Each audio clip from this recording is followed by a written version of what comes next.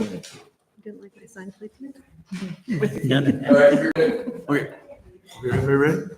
Okay, we'll call the meeting to order of the Sheridan School Board. Let's stand for the Pledge of Allegiance. Allegiance to the flag of the United States of America and to the republic for which it stands, one nation, under God, indivisible, with liberty and justice for all. Oh, can you take roll? Here. Here. Here. Here.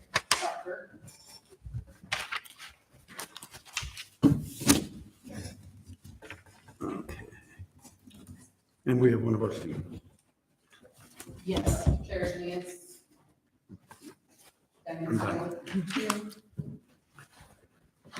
Okay, no changes on the agenda. We need to approve the consent agenda.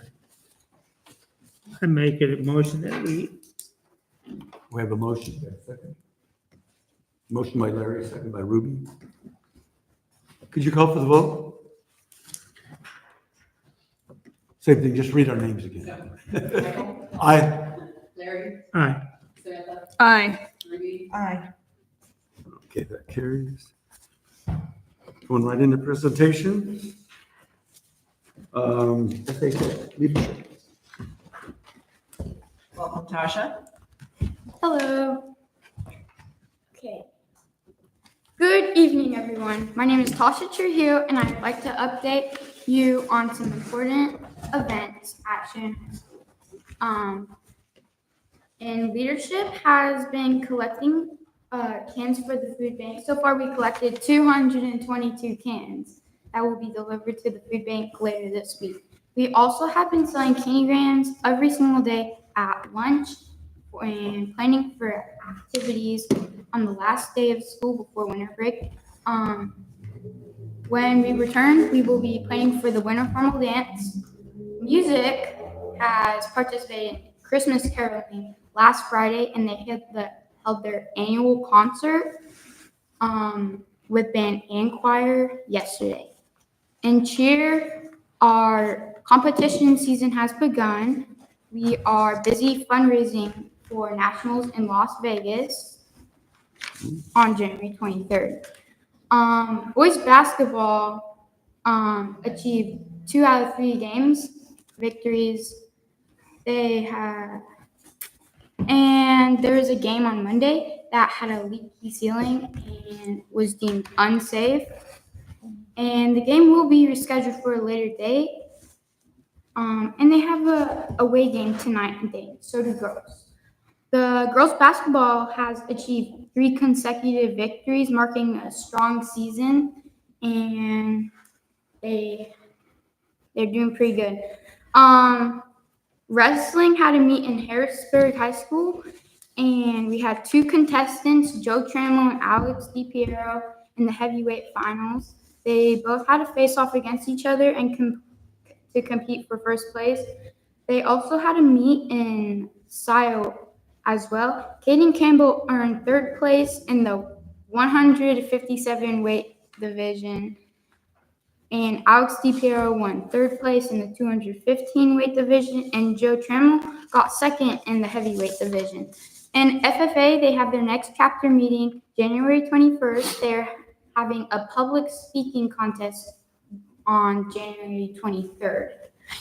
How Food for All is going. The students in agriculture classes have distributed approximately 6,500 pounds of apples, pears, and potatoes to families locally along the Oregon coast from Lincoln City to Coos Bay and Ontario, Central Oregon.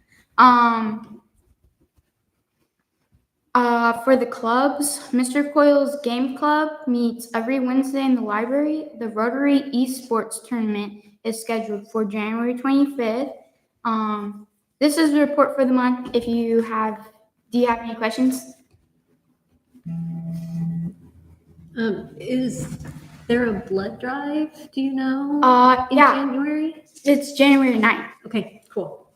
Thank you. Okay, thank you. Thank you.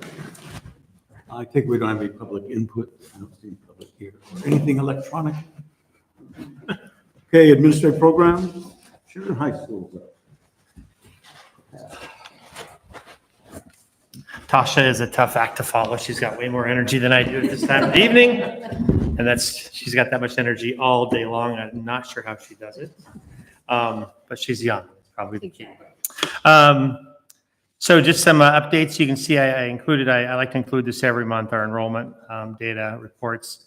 Since the beginning of the school year, we fluctuate a little bit of a drop. That's pretty standard. Nothing unusual about that. We will see, and we've already begun to see that uptick in that. We actually have several students that will be starting. I think 4 or 5 students that will be beginning when we return from the break. And that's a pretty standard model that we see every year. Along those numbers, that kind of led to our conversations we've had over the last year about our OSAA classification. So not this Monday, but the Monday before last, on the 9th, I presented our appeal to the OSAA Executive Board. They accepted that appeal. They were very impressed with the documentation that we provided, and I want to thank you guys for your letter of support and your signatures on that. It was a very easy decision for them. It was unanimous, and they didn't have any questions for us. They felt it was appropriate. So that decision will will go into effect starting in the fall, and will be just for next school year only, like I've said before. When next school year is over, next year is when they start the reclassification process. It would be the 26-27 school year. Do we have to reapply again, or is it automatic? Nope. It'll depend. Yeah. Depend on how they shake it up and where they see balance. I mean, theoretically, we could be put back up into 3A based on that cutoff number, but it's really about that we might see schools that we were seeing in the 2A level last year would be up in the 3A level too. There's a lot of there's unknowns about that, but I don't envy their job because they're looking at every school in the state, and every school has their wishes and their dreams about where they compete, and so they can't. They try to make everybody happy, but I'm sure that's not possible. But can I ask a question? Yeah. About that real quick? When they change it for not this year, but the next year, when they reevaluate, say they see us as a 3A again, is there a process which you then can go back like you did here and say, hey, I don't think we should be a 3A, like we're not really that size, or that'll just be what it is? I don't have an answer for you right now for that. That'll be a learning opportunity for me because I've never been through that. My experience in the past has been when they do that reclassification, there's a lot of schools that have concerns about where they end up. Not only the classification, but then when the classifications get shifted, that also changes league makeups. So I can just speak from experience several years ago when I was in the Salem-Keizer School District, they shifted shifted some of the Albany schools. And so they were like 5As. So they then brought the Bend schools into the Valley League. And so schools were, the Salem schools were traveling. So If the classification process is like how it was last time, we would get notification of our placement and have an opportunity to appeal. Okay, so there is an option. We Yeah. tried last time. Right, I remember, and it didn't work, yes. Yeah. Mr. Holmbaum went. Right. He spoke to the board. We had some letters. I would be really surprised if they bump us back up, given that we will still probably be one of the smallest Right, in that division. In that division. yeah, right now what it looks like would go next year for the 2A level, which we'll be throughout all the state, our numbers will be looking at like at the 66% level of, we'll be at the slightly above average of so we'll be bigger than than some of the schools at level, but there will be some schools that are still considerably larger than us at the 2A level. Okay. Tasha talked about food for all. This happens a lot, so I'll just scratch that off. She had a lot more details because, of course, more information has come out since I wrote this. But speaking on the ag program, did want to give a little bit of a shout out to Jennifer Lukabaugh, our new agricultural science teacher. one of her skill sets she brings to the table is has a lot of experience in the grant writing field. And so she was able to apply for 2 grants and received them. One was from the Wilco FFA chapter grant in the amount of $2,611. And the second was from the Oregon Women in Agriculture for $1,000. They're going to focus this money, from my understanding, on the greenhouse that's on the north end of the property near the portables, and turn that into a small animal barn, for lack of a better term. They're the agriculture people, not necessarily. But I think they're going to do some work with raising rabbits for show, and kids can participate in that. So that's what their plans are for that. Mentioned athletics also as well, are off to a pretty good start with our boys and our girls, doing really well right off the top of the bat. And our wrestling team is doing really well as well. And competitive cheer has started, and they will be going. Their plan is to, I think it's in the 3rd week of January, they will be heading down to Las Vegas for the national competition. So, short report, but any questions? Would you please speak to what happened at the game? All right. So, I mean, obviously, there has been an ongoing, for several years now, weather-dependent leak in the new gym. And when I say weather-dependent, it's not just when it rains. If that were so, that would be a different situation. It's also a combination of wind. And so often the wind comes in a direction that gets the water underneath the metal roof in an area where from the outside we can't seem to find on the exterior where the leak is. We've had attempts to repair it, but it gets underneath that panel. We know where it's coming in from inside the gym, and so obviously on this week on Monday we were playing Jefferson, and about 16 minutes into the game, one of our players. There was a water drip had fallen down, and he had taken a step and slipped on it. No serious injuries. He was able to walk off the court, and he looks like he's going to be fine. They did choose to, at that time, to postpone the game. They did not. It wasn't forfeited. We've worked with the OSAA. They ruled it as an act of God situation. So we're going to reschedule that game, and the game will start up with the same points on the scoreboard with the same amount of time on the board. To address this in the future, Sean Vesper has looked into and has found it's not a permanent solution, but it's a solution for the short term for the rest of the season. What it is basically, it's a catch basin that you put, since we know where it's coming in on the roof, that will basically capture the water as it comes through. It drains into a diversion hose, and then that hose will divert it off into an area. Hopefully we can get it to be outside, but definitely not falling on the playing surface. Our estimate, it leaked. I mean, after the game basically for 12 hours. We came in the next morning at 8:00 in the morning, and I was able to take a small, basically a hand towel, like a 12 by 12 inch towel, and clean it up, and I brought it over the door. You couldn't even feel really any dampness. I mean, it's that slow of a drip. But just on that court like that, and a student moving with that kind of force laterally, it just takes one drop. So that's where we are with that situation. But it is kind of a testament that we've talked a lot about our roofs on all of our buildings in the main high school, the gym, up at FCS. We have a lot of water infiltrating our buildings at this time. So. But the league was very understanding. OSA was very understanding. So there's no long-term ramifications, luckily, from that situation. So you say the wind is blowing the water underneath? That's what was reported to me by Sean. That's what we believe, that we can't seem to find anywhere, like in a normal roofing system, where you'd be able to see something damaged, a panel missing or something. There's no obvious damage to the roof. Wicking It's somewhere. sun and wind, and it's been very stormy lately. We've had the rain with the wind, and so sometimes we can have a complete downpour. But if there's no wind, it drains normally, down the sides like it's supposed to. But if we get any wind, particularly, I think if it's a wind coming moving in a southerly direction. It pushes it uphill.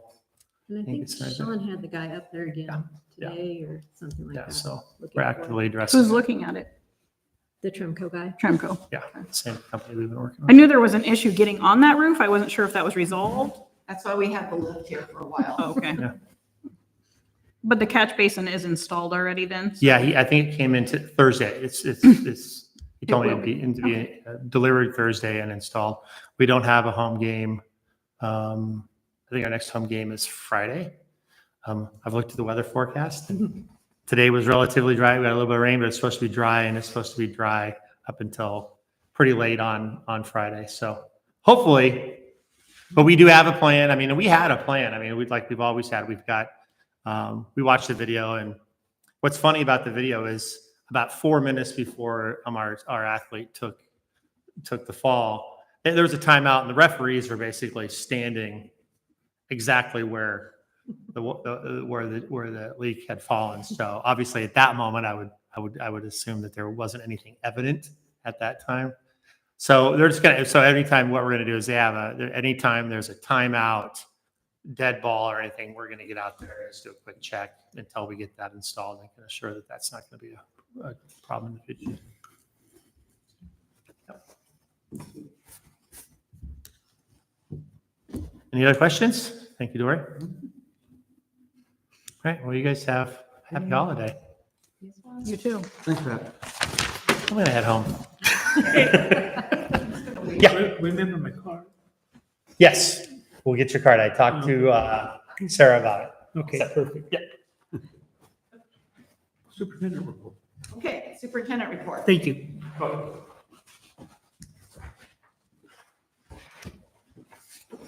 Okay, December superintendent report. We have started our contract negotiations with SHAPA. And we've set up a process, rather than, this is all virtual, and rather than how we meet in person for negotiation, we're passing things back and forth. We have a shared folder and we are working off the document. We have a table document created. We are putting the topics in there that we want to discuss, page, section, and looking at the renewal for 5 years. And I anticipate that this would come to the board in March. So as board members, this is a charter with the board. And if you have topics or concerns, you can certainly mention them to Ruby. We are going to be having some meetings prior to meeting with SHAPA where we just go over the contract. What concerns do we have? I know since the last contract, SHAPA has put a great deal of effort into their improvement and training up staff, how they approach the online teaching, their improvement efforts. I know when I started, they were under an improvement status with the state. They have since improved. They've improved their graduation rates. They've continued to grow. They purchased their own building. There's some language in there about, that they lease their building. And so there's some language that will just be updated. But please talk to either Ruby or Scott. Yes, Ruby. I was just gonna say, if you do have any points that you want clarification, let us know, because I mean, you see the contract, but they have a lot of knowledge that we've asked, not me, but other people have asked questions, and they were just so forthcoming with giving us, the background information and how things came about and why this was there and why they're asking for removal of, language or whatever it is. So if there's anything in there that you feel you want maybe more context or clarification, let us know. And then I can be just reporting to the board on those topics, which ones we are moving forward with. And then the board will have plenty of time to review it. All right, Robert's CTEC update. I have looked at the camera today and it is a pretty clean slate out there. They've brought in the gravel, they've cleaned it all up. I talked to Bob Collins and they should be finishing that up early next week. And the $500,000 for developing a manufacturing pathway, a personal service contract with Craig Rocket. He comes to us as an experienced administrator in developing CTE programs. He did have a job on workforce development with the Chamber, City of McMinnville Partnership Network. And some of those funds will be used to purchase and store equipment. I had an extensive meeting with Craig the other day just to get started and go over all the connections. And so he's going to start meeting with people. We kind of have this phase one plan of all the connection pieces with Chemeketa and industry partners and the work that he needs to do. And then eventually I would like for him, and maybe a board member would like to join him, is to go and talk about Barbara Roberts at other district board meetings. And that he would be networking with the CTE leaders in other districts, some of that work that I have not been able to do. And he's super excited about this. He's very, very knowledgeable, and looking forward to working with him on this. Some of that grant also is going to help with our expenses to continue working with SEDCOR and for next year. So we have set that aside. Can I ask a question about yes. Craig? I met him the other day on Zoom. He seemed like a very nice guy. So when you talk about personal service contract, I get he's not our employee, right? In that aspect, like you didn't hire him, blah, blah, blah, but he's like all the other people we're working with, right? Like SEDCOR. And what does it look like? What are we getting for our money? That's what I was curious about. Okay. Karen, do you want to explain the personal service contract? We set it up, so it's basically based on, I calculated it out, it's like $50 an hour for, I think it was 20 hours a week. Okay. From, right now it's from now until June 30th, and then we'll do another contract June 30th. Okay. Or July 1st through. Right. So like quarterly, So- you'll break it out kind of So thing. it will end, yeah, when our. So it's like grant half time.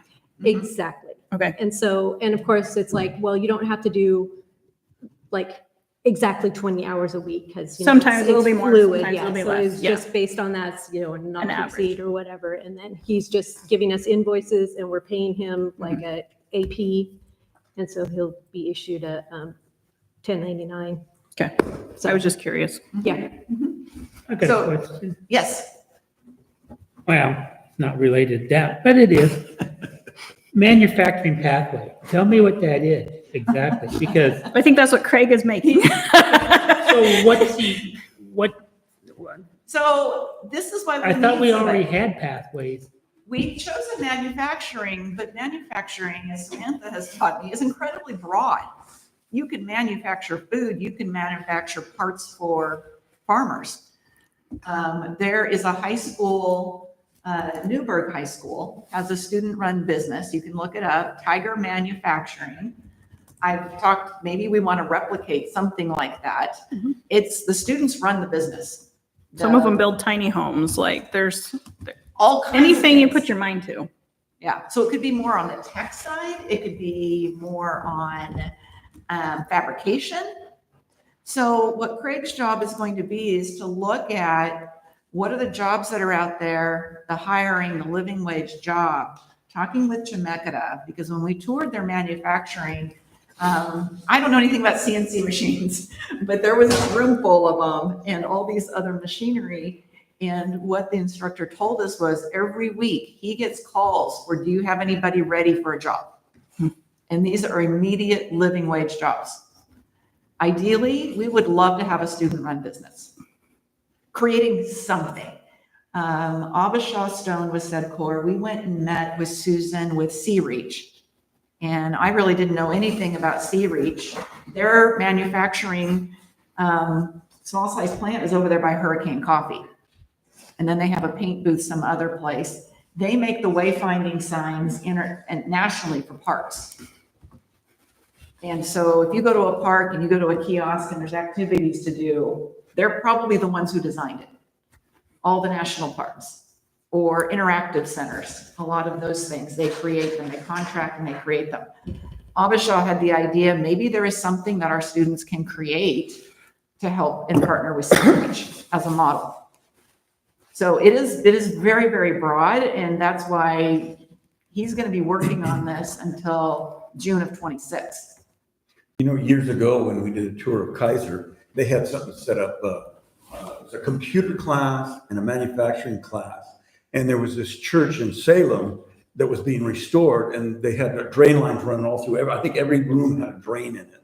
I don't know why, but they had these special covers, and there was 24 of them, and they only had one left. They all just were broken. So they went out and got a bid for them, and this company would make them for $225 each. They came to Kaiser. The kids designed everything in the computer class, sent over to manufacturing, had one of the laser things that cut metal. They did them for $12.50. Go kids. Yeah. Yeah. So that's the kind of thing. And that's like Tiger Manufacturing is people will come in saying, hey, I can't find this part anywhere. Can you make it for me? Mm-hmm. They order their materials, they advertise, they literally run their own business. Find something the community needs. Yes. Get the kids to do it. And also what Craig and I talked about the other day is a lot of the skills for working in fabrication or in some type of manufacturing are transferable because they can go into other areas. So we just really want to look at what is that pathway because this is under workforce development. So where's the demand for jobs in our region? And then how do we partner? And that's what he's going to be working on. That's a good question because I've been asking for a long time, what are we doing in manufacturing? Because it's the least defined that we have right now out of all of our pathways. It's a broad term, but Yeah. it gives us a lot of opportunities to form it to what our community needs us to do and what our kids need to learn. Exactly. So Craig is going to get started on that. He will be giving board reports. He asked me about that in our meeting, and I said probably in the spring. After you really get diving in, you can come and report to the board on the work that you've been doing. And then my statement, I should have reworded this, edited it differently. Just Look Left has applied for additional grants, and we have $350,000 that is pending. Also with the Barbara Roberts update, our Hampton lumber amount is we have encumbered all of that. And I'm working with Bob Collins on, okay, we're going to come to a slow or fast stop here because those funds are encumbered and we will be preparing to go to the state legislature. And we will need a letter from the board probably in January as we go. The proposal is to go through the Willamette ESD. And we have been working with them in that preparation. And I'll have more information for you at the January board meeting. Any word on gravel? Elaine would just, no. We had somebody today, Danielle Dickey emailed today with a contact that she has of somebody else who knows people at Knife River. Oh, good. So we're really trying to find who has a personal contact with Knife River so that we can follow up. So I just quickly sent her, this was our proposal request off of their website, and please move forward. Yeah. And so she was going to follow up on that. We're still hopeful for donations, but we just keep running into. Is there an estimate how much we need? How many Oh, truckloads? yes, they know. They know? Yeah, Bob has all of that through Trevor. Probably about 750. It's quite a bit to do a surcharge. Yeah, I don't remember. It's a lot. Yeah. Mhm. The trucking is the biggest cost out of all of it when it comes down to it. Mhm. And I reached out to my contact too, so they're gonna dive in and see what they can find out. Okay. I know Abisha has exhausted.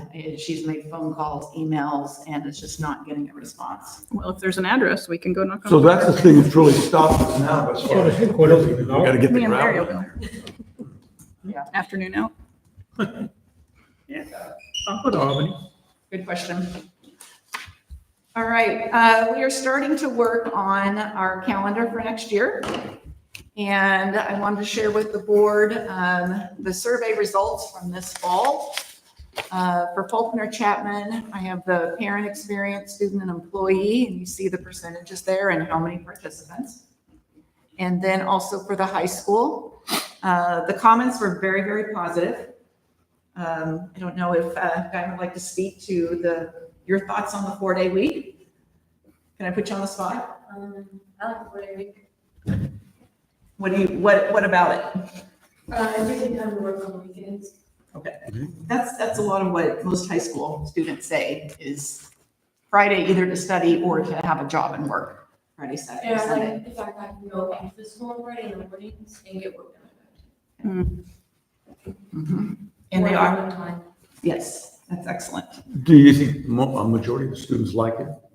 I mean, I think I think the upperclassmen at least use video games. Mhm. Do you notice a difference like in the length of the day from the 5-day week? No, it feels like the same amount of time. What did the surveys report back then? Just, So these were all of, the question was, is how, do you value the 4-day week? Mhm. So this was the percentage of people that value the 4-day week. Okay. And a lot of positive comments. There were, of course, a few negative, and people still had concerns about either the lack of childcare or not having food on Fridays, not having lunches. And so, we have our good food bag program on Thursdays that we are delivering to 27 families. And that is working out really well. We have So- K4 enrichment. Yeah. so does that mean that we're missing some families that need that as well? Probably with more volunteers, it You would could do probably more. increase and do more. Yeah. So We just have that need in our community.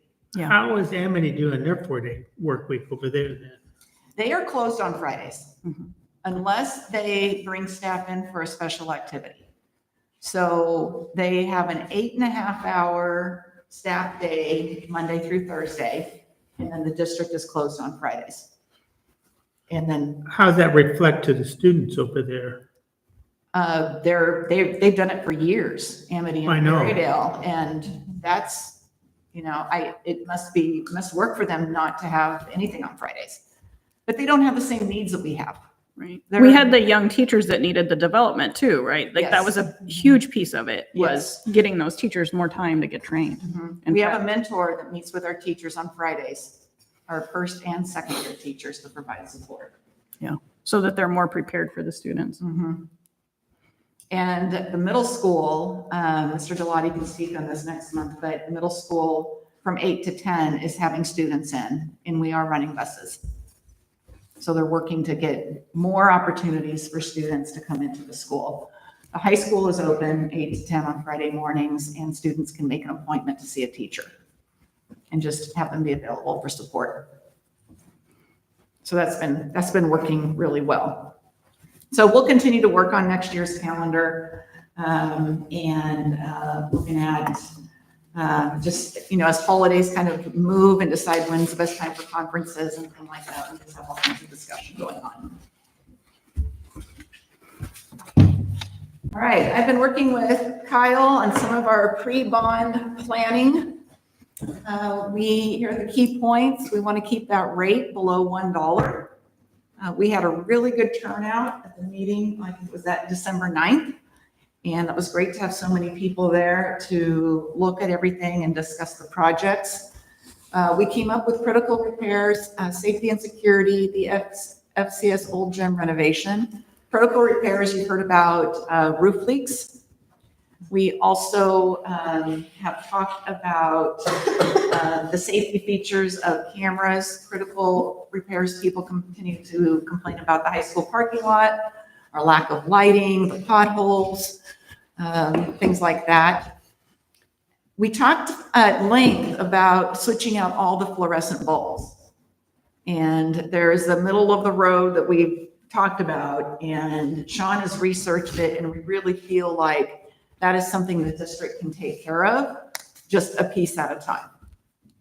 And we'll just do some mindful planning for that out of our building fund. I submitted the grant for the awesome application, and we have verification of the 6 million. We have moved up to number 41. So we are in a really good position to receive that if we pass a $6 million bond at the minimum. What position you say we moved? 41. 41? So do we stay on that list and keep moving up? Like if it failed again, we would just keep going up and Yes. becoming more of a priority. Right. We will be having our future work sessions. We're going to be focused on bond planning. And I have the 2 dates there. We are still researching. We know March 20th is a resolution that the board will need to approve. We're finding out if SEL 805 also takes board approval. We're working on that. And then we will be sending out some calendar invites to the team. I will be reaching out to some of our parents and staff that live in the community for the forming of a pack and to get that going in January. In the meantime, Kyle is working on all the communication pieces to have them ready based on the work that we're doing. Okay, our easement update. Sean and I met with Mike and Larry the other day. And at our last meeting, I think Larry had brought up about taking some sort of action. If we could get something in writing, how can we hold the contractor who built on the easement accountable? And when we met, correct me if I'm wrong, Larry and Mike, but the suggestion was get an estimate for the cost of boring the line, have our attorney draft a letter about the encroachment on our property and declare, yes, made a mistake. Actually, it's not our property. Okay. It's an easement. It's an easement. It's an easement. Encroachment on the easement that was given to the district. And then. Do you guys, you know what we're talking about? Okay. Okay. It says, we have a pump and where the water line goes to water the field.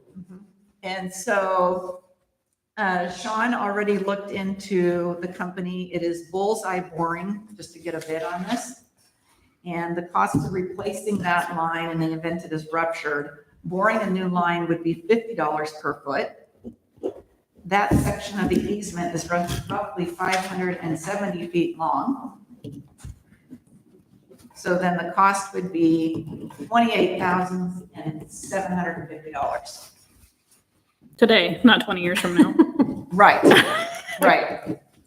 So thinking of the idea is to have a signed agreement that should we need access, the contractor would pay for this, knowing that paying for whatever the bid is at that time is less expensive than tearing out the fence, the patios, disrupting the tenants and all that.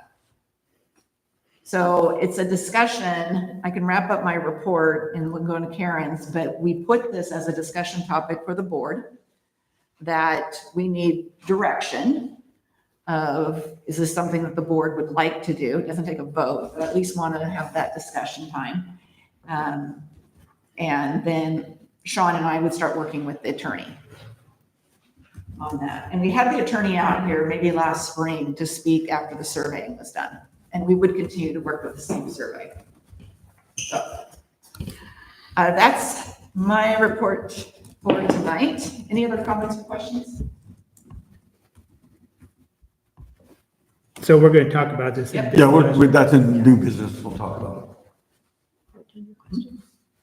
Question. If we do this, can we also report them to the board, like the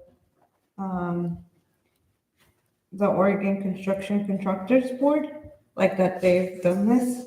Or would we That's a have to good file- question. Yeah. See, when they did this, I thought you have to survey, people come out and check permits all the time and somebody would catch that. Well, they said they never check the property lines like that. They're just doing the building that's being done. So where it's built, they just look at that and it's over. But, I think a letter to the county and the city inspectors say, hey, this guy's doing this over and over again. Let's start watching. Maybe a little red Could flag. it mean if we say, okay, like, we're gonna send this letter and if you're agreeable to this, to paying the 28,000, then it just ends there, right? He won't be agreeable to it, but we're putting him on notice Yeah. that this is what it's going to cost you if you. This is good. I thought we were going to discuss Yes. this. Yeah. That's what I'm like, We'll discuss it. okay, that's good. Yeah. Karen, Yes. you're up. We'll talk about this here as soon as she's done. Yeah. I got the draft audit back. I know I'm going to be getting the full audit because I got notification that we have to pay our audit filing fee. So it's been submitted, so everything's good. My concerns are this ending fund balance overview. And I think it's the next one down. I will find it. This one. This is just basically showing how our years have ended up, the last however many years that is.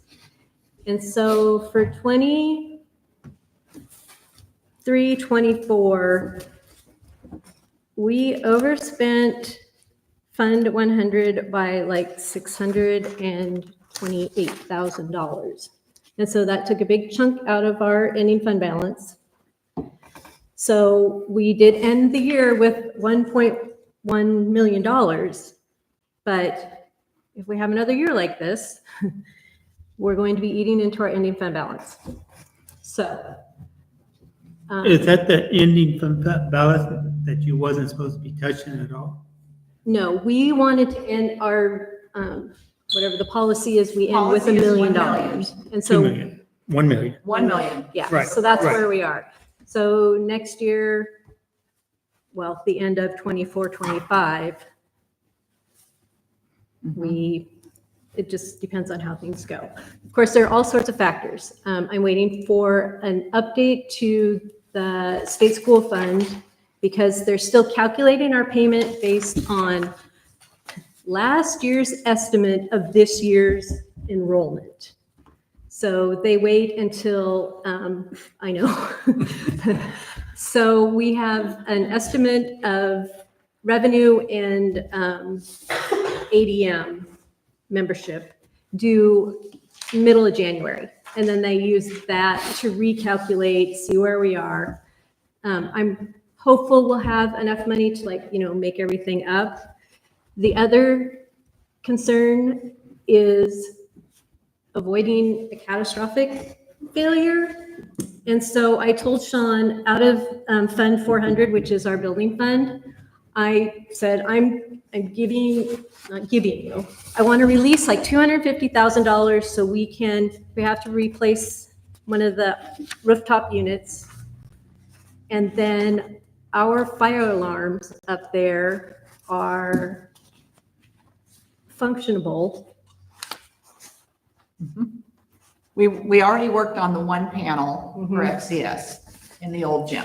But we need to, And what we're preparing to do is if we don't pass a bond, then to use our contingency. but these things, I'm fearful we can't wait on like this. Because if there's a fire or even if there's a catastrophic failure, then it's like, oh, we got to bring someone in and now we're paying overtime and all this stuff. So it's kind of preventive maintenance. And So when we budgeted, or did we budget any money for maintenance in our budget last year? yes, How much? we have. I don't know, but we are blowing through that. Well, we're working with very old buildings. Yes, exactly. It's just, They're aged. it's like the sweet spot of things wearing out. And, I don't think it's sweet. no, it's not sweet at Sour all. spot, the It's sour a spot. It's a 20-year-old Yeah. building. And poor Sean, he comes walking down the hall because he's like, okay, this broke. And, now I need to ask money for this. And he warned other people, don't go into Karen's office after I've been in there because I just asked for money. So we're doing our best, and he's really good about, we're getting on preventive maintenance schedules. So everything's on a schedule now, doing our inspections and stuff so that if things start to look like they're going bad, we can maybe replace the bearings before the motor goes out. So that's my plan for using some of the building fund to take care of these things. And I think the whole high school roof thing, I think that should be solved. I don't know.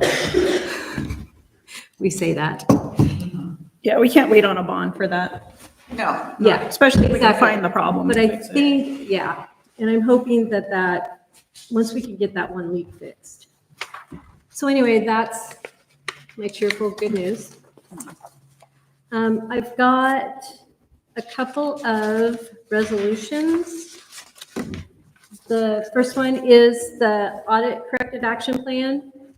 And The last couple of years, well, actually, it's been a long time. We've always had one finding, and it was because I wasn't a CPA, so I couldn't make the legislature or whoever finally got rid of that. So that finding fell off. We got one for, it was internal controls over reporting meals and stuff. And Jen and I worked out, we've got this process going. We took care of that. And so Corey, the auditor, was pleased that we had, taken care of it. We'll fix this problem. So maybe next year we won't have any findings.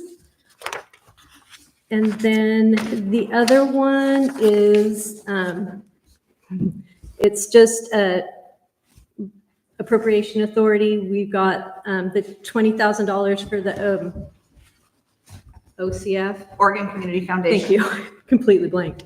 And then the $500,000 for the Workforce Ready Manufacturing Grant. So I just want to appropriate money so we can spend it. And then the other one is, it came to light that our subs, we set the rate that EduStaff pays the subs. So we do this every year at the beginning of the year when we do our operations procedures resolution. Well, it kind of came to light that we are way underpaying our subs compared to what other districts in the area are.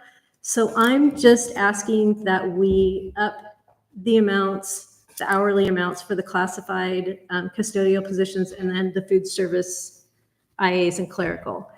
And I'm hoping that if our rate increases a little bit, then people who are just going to Amity all the time, maybe they'll start coming to Sheridan so we can maybe, I don't know. This Not makes us bad. competitive is what you're saying. Thank you. Yes, this will make us competitive. The licensed one is set, there's a formula, and so all of the licensed ones get paid basically the same. So we don't have to worry about that, but the classified was really low.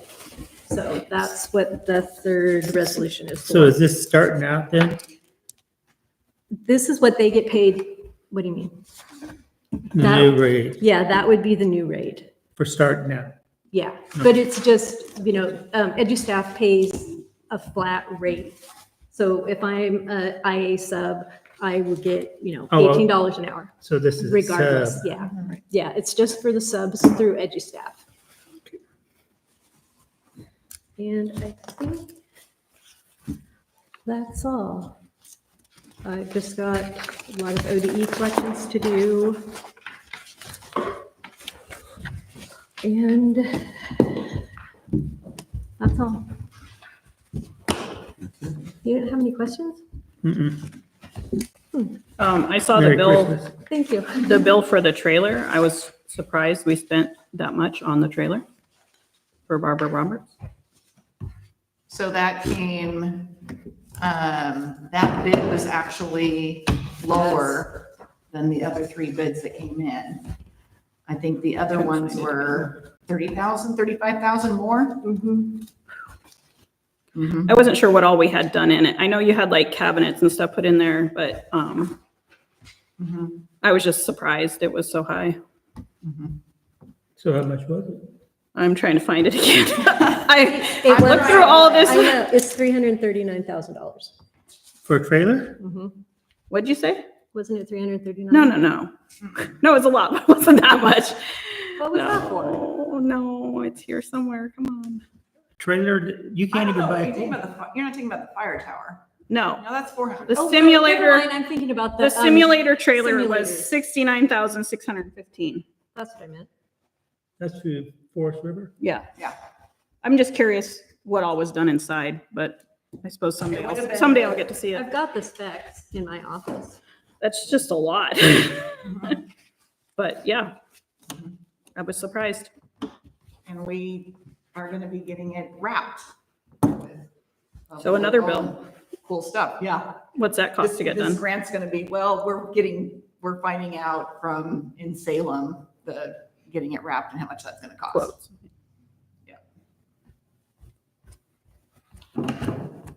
Okay, we're going into new and unfinished business. The easement discussion, we'll continue that. on what we're gonna do, the thing is, we got a plan A where we're gonna write up an agreement that he'll pay for the boring if it comes to that. But if he doesn't sign it or refuses to sign it, then what? You're still putting him on notice. Hmm? You're still putting him on notice. Yeah, but, And the problem is here too, we can't only think about what he's already covered up. We either have the other side of the street we Yeah. have to worry about as well.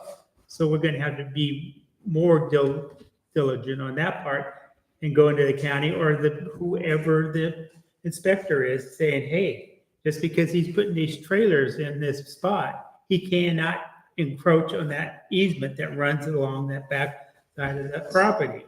does that easement go all the way from the river to the field, the football field? Well, at the end of the baseball diamond, then it's on our property and that's Yeah, where the to our pipe is property, at. yeah. So I was wondering about that. I know on the left, as you're going down, the left side, that's where we're talking about the easement now, but when we cross over to that new stuff, is there an easement there? There's easement on that side too. Okay. Is my understanding, and that's where maybe we better make sure first to find out, because there's like, I believe there was 2 or 3 landowners that let that easement go through their property. And they're no longer here, but that easement is still part of a public record. So if you guys got that record, check out on that more southern side of Sheridan Road as well. Okay. So what did Yamhill County say when this was pointed out to them? Like, whoops, sorry. I mean, I don't know that we have a response from them. We just had the survey work. We have not taken action. So, that's the direction, is to also send a letter to the county and city for the approval of the permits right, for building on what was not his property, that encroachment of an easement. right. Who's responsible for checking that though? The builder or the builder. county The or? builders, So that's why it all Supposed to gets pointed back to him in the He's end. supposed to be going through the records to figure out where, if there is an easement on that property. See, there's an easement that runs along our property line, Mhm. between our property line and the neighbor's property line, is for a underground pipe conduit that runs through there for all underground electrical stuff Yeah, Is the builder and the owner the same person? of the property. Yeah, that's on the property now, the little house that they built, is the builder, was he the owner also? He had to buy the property. Yeah. So he owned it, so I was gonna say, He- who are we gonna send the letter to, the builder or the owner? No, Or it the would same be guy? a same guy. Okay, well, it might be the same person now, but it might not be in the yeah, future. Yeah, down the road. it's a valid point. That's what we need to get on the books. Okay. Wing. and then Ruby had a great point about reporting to other entities, Mhm. contractors board. So what I'm hearing is that Sean and I will move forward with, first, we're gonna check the south part of Sheridan Road and that part of the easement.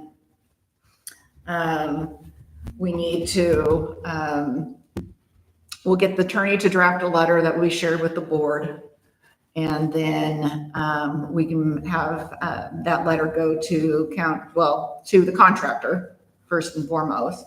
Work with the attorney on what that looks like for him to sign off. If he refuses, then I don't know if that would qualify for an executive session. We can talk then about our next steps. What steps the board would like to take for legal action if he refuses to sign that. Given that we've got the survey work done, we know where the easement is. He built the patio, put the patios on the easement. And then we will draft this with the. I mean, it doesn't sound like a hack. I mean, putting the patios on the easement, but he built those houses right up to that easement. Yeah. So he could get more roadway and room for homes too, Yeah. as well. So the letter, and we'll let the attorney deal with this, but we'll send this information that Sean found out about boring a new pump line, is that we would go with the approximate cost of $28,700, knowing in 5 years it'd go up, of course.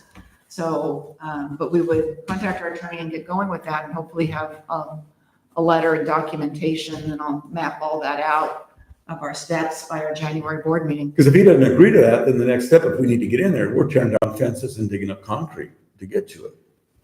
That would be it. Yeah. Yeah. Mhm. And we don't have to replace it either. No. We didn't put it there. Shouldn't have been there in the first place. All right. Okay, now, the bond, everything on the bond? Any discussion on the bond, or what information we be sharing with the board? We're doing some calendar invites. We can use a board work session if more want to attend.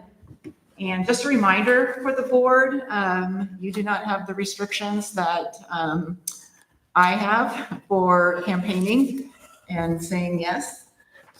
There will be lawn signs and mailings, banners to go up.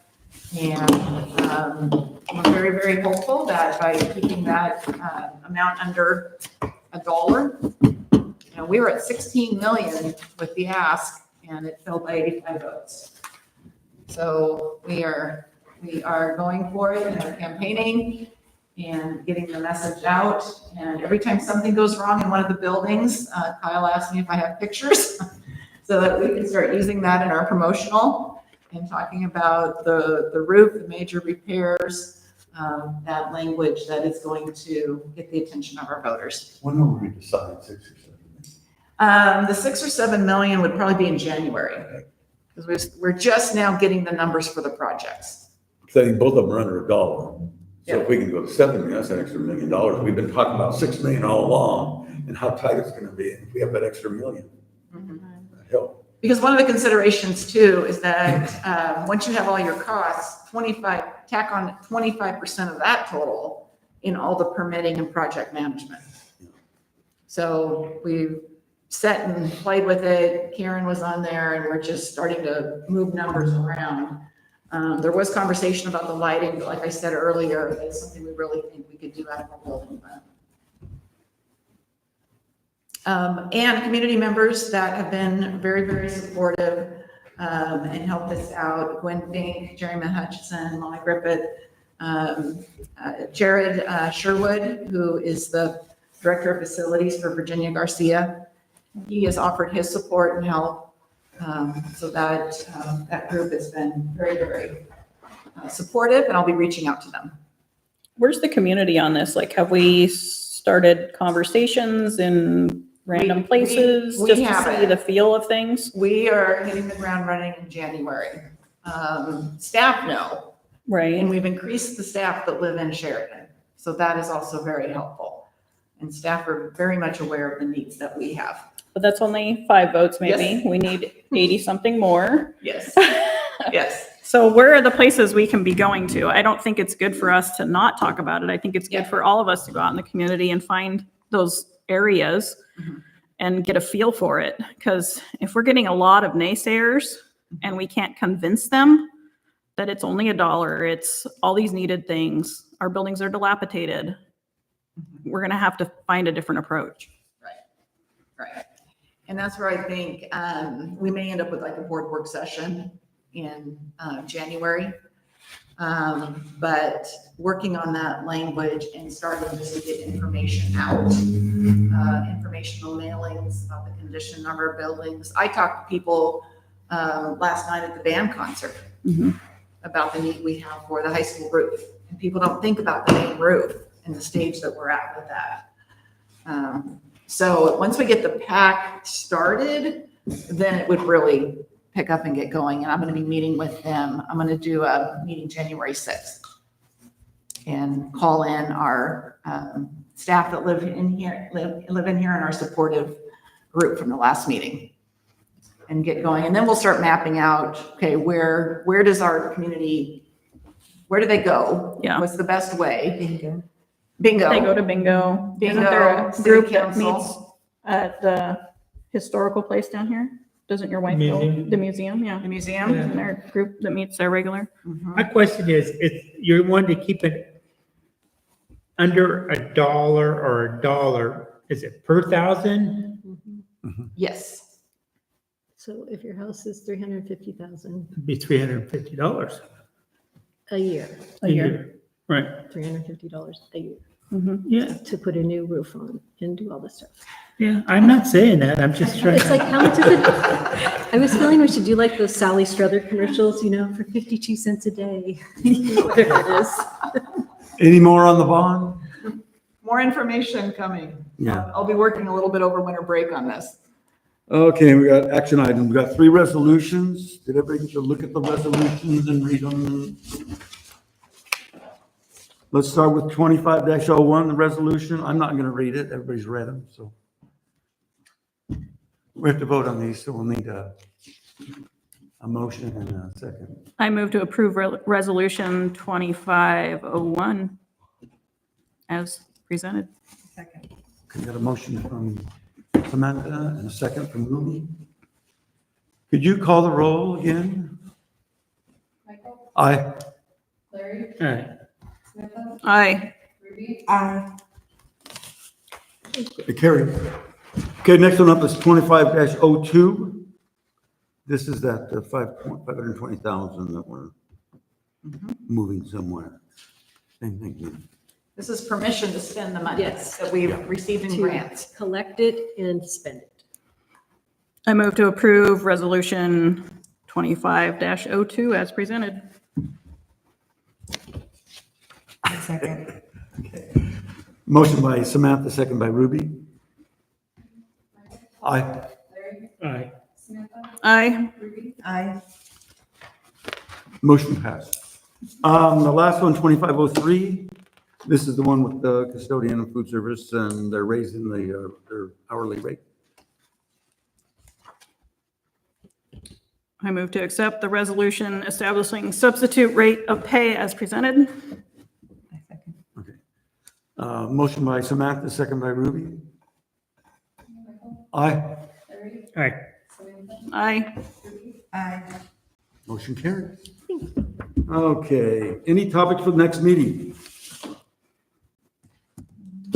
Bond.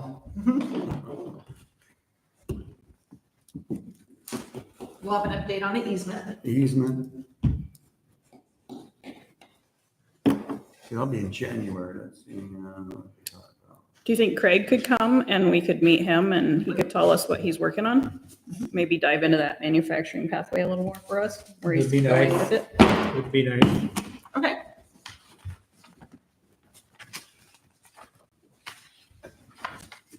When's the legislature start? It's early February. I believe, so I'll have it's a long session. It's either end of January or early February. Will you get to go and talk again? I hope so. I've been working with the ESD. They were hoping to host a legislative gathering, and the governor called everyone in for an emergency session. So it was canceled. Yeah. So they're trying to reschedule that. It would be at the Willamette Career Academy. I have let the ESD know, the WSD know I'm more than willing to come in and speak and present and provide the information. So I'll definitely have more information on the legislative ask by the January board meeting. And I think if there's any way for us to help, Do you want to take a ride to the legislature? absolutely. And talk to, Lucinda? I'll talk to anyone. I mean, beforehand. Yeah, anytime. You make the appointment, I'll be there. I'm not knowing about making an appointment, I'm thinking about just We going can there. just show up too. Just show up. I don't have any issues with it. Okay, anything All of else? them you Or can talk to. how about board I'm willing comment? to do that. Board comment, Samantha, you got anything? No. Ruby? I just wanted to say thank you to Drew for sharing the information to the leadership class about the Sheridan Tree of Giving's wrapping day event on Friday. So if anybody's free from 10 a.m. on, you can come to the Odd Fellows Lodge and help wrap gifts for the kiddos in our community. And our distribution is on Saturday, so all the help is appreciated. Don't want to wrap mine, do you? If you can help us wrap it. You like wrapping presents. When was it? From 10 to? It's Friday, from 10 a.m. on. I'm hoping we can finish Got anything, Larry? first. Nothing. I don't have anything. The district is closed December 20th through January 3rd. Anything else? We're adjourned. Okay. So, if I wanted to know if you wanted, like, if your property you're buying had an easement,